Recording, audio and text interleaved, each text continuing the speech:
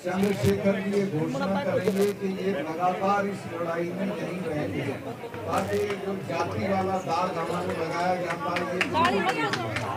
अब मैं चंद्रशेखर जी से कहूँगा कि वो कुछ कहें।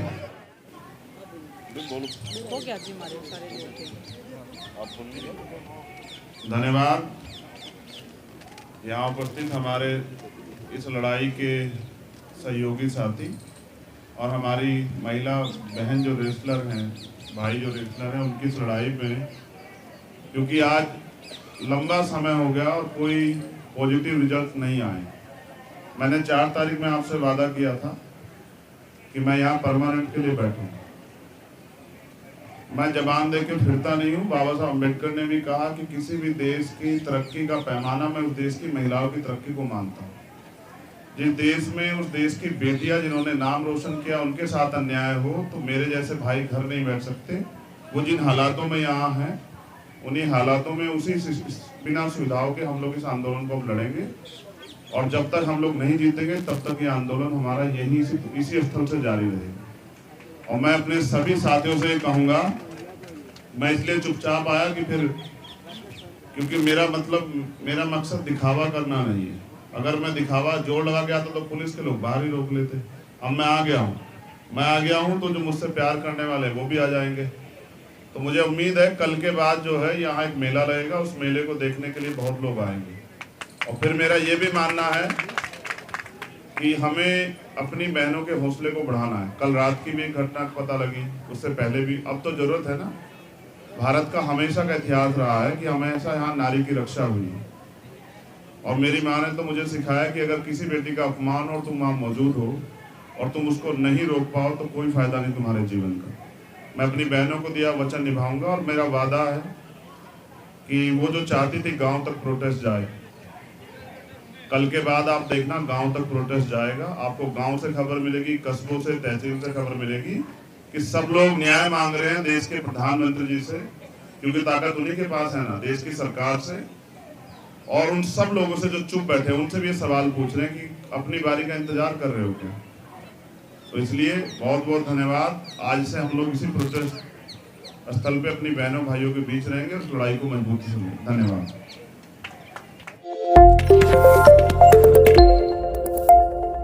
चंद्रशेखर रावण ने आज पहलवानों के साथ बैठ करके प्रेस कॉन्फ्रेंस की और प्रेस कॉन्फ्रेंस में ये कहने की और बताने की कोशिश की है कि वो जंतर मंतर पर तब तक पहलवानों के साथ धरने पर बैठेंगे तब तक जब तक कि इनको न्याय नहीं मिल जाता है। मेरे साथ एक महिलाएं हैं और चंद्रशेखर रावण के जो संगठन है भीम आर्मी, उसमें उसकी एक तरीके से मैं कहूँ कि उसकी समर्थक हैं। क्या नाम है आपका? मेरा नाम नेहा सिंह है और मैं भीम आर्मी में हूँ। दिल्ली किस पद पे हो भीम आर्मी में? दिल्ली प्रदेश सचिव पद पर हूँ। अच्छा, तो एक बात है, भीम आर्मी के जो आपके चीफ हैं उन्होंने आज चंद्रशेखर रावण ने यहाँ समर्थन दिया है कि पहलवानों को कि जब तक न्याय नहीं मिलेगा तब तक उनके साथ बैठे रहेंगे। आप भी बैठेंगे उनके साथ?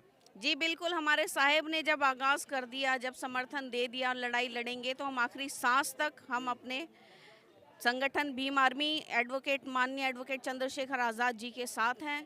और ये लड़ाई जो बेटियों के सम्मान की है, बेटियों की है, ये कोई आंदोलन नहीं, ये बेटियों के न्याय की लड़ाई है और हम आखिरी सांस तक उनके साथ लड़ेंगे। जहाँ भी हमारे नेता, हमारे राजनेता खड़े होंगे, हम उनके साथ कंधे से कंधा मिलाकर उनके पीछे, उनकी बहनें, उनकी टीम, उनकी आर्मी जो है हमेशा उनके साथ खड़ी रहेगी। और न्याय की लड़ाई देश की, चाहे वो कोई भी वर्ग हो, कोई भी धर्म जात की लड़ाई नहीं। हम मानवता पर विश्वास रखने वाले लोग हैं, तथागत बुद्ध के वंशज हैं और उन पे विश्वास करते हैं कि ये लड़ाई हम मानवता के आधार पर लड़ेंगे। पंत हॉस्पिटल में एक दलित महिला का सामूहिक रेप किया, फिर उसके गुप्तांग में रॉड डाल दी गई। रावण वहाँ तो पहुँचे नहीं? वहाँ हम तो पहुँचे थे। रावण तो नहीं पहुँचे ना? वहाँ हम तो थे ना, हम जहाँ पहुँच गए समझो हमारे नेता पहुँच गए। हर जगह आप भी देखते हैं कि देश यहाँ बड़ा प्रोटेस्ट है, यहाँ देश की बेटी बैठी हैं, यहाँ पहलवान बैठी हैं, तो चंद्रशेखर 3 बार आ गए। वहाँ की तो दूसरी जगह कहीं पहुँचते नहीं है। हाँ, दिल्ली नहीं पहुँचे ना।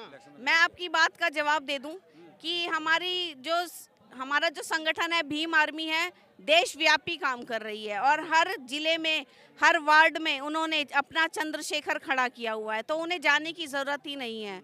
उन्होंने कहा है कि जब भी मैं जाऊंगा मैं देश को इतने चंद्रशेखर देकर जाऊंगा कि मेरी ज़रूरत भी नहीं पड़ेगी। तो अभी तैयारी चल रही है, नेता तैयार हो रहे हैं। जिस कौम के, जिस समाज के लोग पुलिस के सामने घर से बाहर निकलते ही पुलिस अगर आ जाती थी तो डंडे चल जाते थे, लाठियां चल जाती थी। आज ये भीम आर्मी की देन है, आज़ाद समाज पार्टी की देन है, चंद्रशेखर आज़ाद जी की देन है कि वो बोलने का काम कर रहा है और अपने न्याय की लड़ाई लड़ने का काम कर रहा है। मतलब आप कह रहे हो दलित आप कह रहे हो कि जो समाज दलित कम्युनिटी बोलने लगी है तो इसके पीछे चंद्रशेखर आजाद का बड़ा रोल है। जी, बाबा साहेब की विचारधारा, जो संविधान, उनके हम वंशज हैं। उन्हीं से हमारे और भी काशीराम जी आए, चंद्रशेखर आज़ाद जी आए, आप भी, हम भी, सब उस बाबा साहब डॉक्टर अम्बेडकर के बाद में बीपी मौर्य, संगप्रिया गौतम, मान्यवर काशीराम, रामविलास पासवान, बहन कुमारी मायावती, एक लंबी फहरिस्त है अगर कहा जाए तो। क्या उन लोगों का कोई समाज के लिए योगदान नहीं है?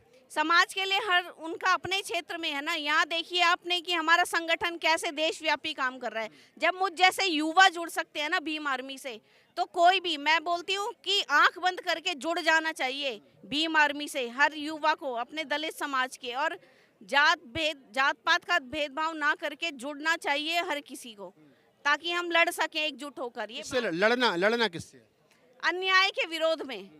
आज जो हमारे ऊपर अन्याय, अत्याचार, छुआछूत, भेदभाव, जातिवाद हो रहा है, ये क्या है? बोलते हैं लोग शहरों में जातिवाद नहीं है। क्यों नहीं है जातिवाद? खूब जातिवाद है। आप कह रहे हैं अन्याय के खिलाफ लड़ना, तो अन्याय करने वाले लोग कौन हैं? अन्याय करने वाले लोग वो ऊंची जात के लोग हैं। हरियाणा में कौन कर रहा है? हरियाणा में तो देखिए अन्याय ये बेटियों के साथ हुआ है। हरियाणा में जो उनके साथ हुआ है, मणिपुर कांड किसने किया? गुहाना कांड किसने किया? वो तो आप अच्छी तरह जानते होंगे। हमारे किस जाति के लोग? भाई वो मुझे इतना नहीं पता, देखो, लेकिन मैं तो चंद्रशेखर को तो पता है ना। वो तो आप हमारे नेताजी से। दलितों के घर सिर्फ इस बात पे जला दिए गए कि कुत्ता भौंक रहा था और उनको गांव से पलायन करना पड़ा, और उस प्रदेश का मुख्यमंत्री ये कहता था मैं जाट पहले हूँ, मुख्यमंत्री बाद में हूँ। आज उसके बावजूद भी चंद्रशेखर उस उतर करके जाएंगे तो गुहाना कांड और मणिपुर कांड की बेटियों के सामने नजर मिला पाएंगे? जात पात की बात नहीं है यहाँ। देखो, जातिवाद हमेशा, हम बोलते हैं ना दलित लोग, पिछड़े लोग, माइनॉरिटीज की, हम जात पात नहीं मानते। हम तो पहले से ही नहीं मानते, लेकिन करने वाले तो वो है ना भाई। आपको महसूस ना हो, आज भी कई लोगों को महसूस नहीं होता कि वो कैसे मिसट्रीट हो रहे हैं, उनके साथ कैसा मिसबिहेव हो रहा है, उनको पता ही नहीं लगता। जब पिटेंगे तभी याद आता है जंतर मंतर, उससे पहले याद नहीं आता। वो जो पिटेगा वो उसको संविधान याद आता है, उसको अम्बेडकर याद आता है। वही कहता हम जाति को नहीं मानते जब तक नहीं पिटता है, और जब तक नहीं पिटता जब तक हर आदमी सवर्ण है। आप जब तक सत्ता में नहीं हो ना, इस देश में दोयम दर्जे के हो। आज मैं ये बात कह रही हूँ आपके इस चैनल के माध्यम से, और इसको इतना मतलब समझ लेना, अगर दलित, कि आप कितना भी पढ़ लिख लो, जब तक आप सत्ता में नहीं हो आप दोयम दर्जे के हो। आप दोयम दर्जे के ही रहोगे। आपको कोई भी, इस देश की सरकार भी आपको दोयम दर्जे की ही समझेगी, क्योंकि आप, वो कौम धरती पर बोझ होती है, वो समाज धरती पर बोझ होता है जो अपना अधिकार नहीं समझ पाते, जो अपनी लड़ाई ही नहीं लड़ पाते। तो आप बोझ बन जाओगे इस देश पर और इस धरती पर आने वाले समय में। चलिए, तो ये भीम आर्मी की सक्रिय कार्यकर्ता हैं। मैंने घुमा फिरा के कई सवाल पूछने की कोशिश की और उन्होंने भी पूरी ईमानदारी से सवाल, हाँ बताइए कुछ। सब आए, बहनों की लड़ाई लड़े, हर महिला नेता आए, जैसे हम खड़े हैं भीम आर्मी की, आज़ाद समाज पार्टी की। अच्छा, चलो एक बात और बताओ, जब मनीषा वाल्मीकि हत्याकांड होता है हाथरस में, तो उसके समर्थन में ठाकुर समाज के लोग दोषियों के समर्थन में पंचायत करते हैं, तब कोई नहीं बोलता है। आज जब इन बेटियों का शोषण हुआ तो फिर भी कर निशाना दोषियों के समर्थन में पंचायत कर रही है। तो जो खास समाज के लोग हैं, जिनको सवर्ण मानसिकता का आदमी आज लोग कहते हैं, उन लोगों को जरासी क्या नाम है, शर्म है या नहीं है कि मतलब वो दोषियों के पक्ष में पंचायत कर रहे हैं? तो आप देख लो ना कि देश कैसे लोग चला रहे हैं। आज तक आज़ादी के 75 साल हो गए, जातिगत तौर पर यहाँ सारी चीजें होती हैं। हमें जाति नहीं देखनी, दोषी की कोई, अपराधी की कोई जाति नहीं होती, वो सिर्फ दोषी। मैडम, यहाँ अपराधियों के समर्थन में पंचायतें हो रही हैं, लोग करनी सेना खुले मन से करिएगा, कहते हैं दिमाग से ये निकाल देगा, उसके पास ही ट्रैक्टर है, हमारे पास भी ट्रैक्टर है। आप कैसे कह रहे हो? अगर वो ब्रजभूषण शरण सिंह योगी की जाति के, ठाकुर जाति के नहीं होते तब तक गिरफ्तार हो गए होते। अब ये तो आप देख लीजिए ना, जातिवाद ही तो है ये बोलते हैं जातिवाद नहीं है, तो यही तो जातिवाद है। और क्या जातिवाद कैसे होगा? अब एक एक के साथ जातिवाद, छुआछूत थोड़ी ना दिखाएगी मीडिया, बड़े स्तर पे भी हो रहा है, वो भी आप देखो ना, तो कैसे। खैर, ये हमने तो बहुत सारी बातें करी मैडम से और उन्होंने बताया, लेकिन बात वही है, जाति इस देश की सच्चाई है। लोग कहते हैं कृषि प्रधान देश है, मैं कहता हूँ कि जाति प्रधान देश है। और जाति मरने के बाद में भी, शमशान में भी पूछी जाती है कि मुर्दे की जाति क्या है। इसी देश के अंदर